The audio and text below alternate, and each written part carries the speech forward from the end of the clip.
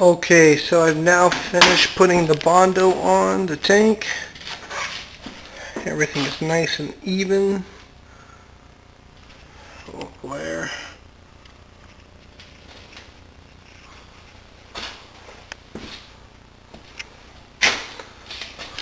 I'll finish the straight sanding a little after.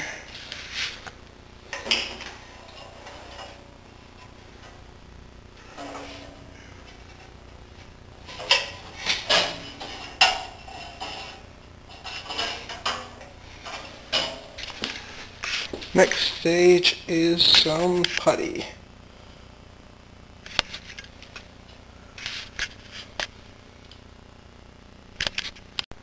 Okay, now we are done glazing.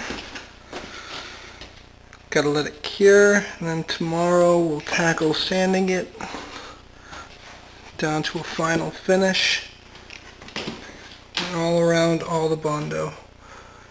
So we have a nice even finish all around.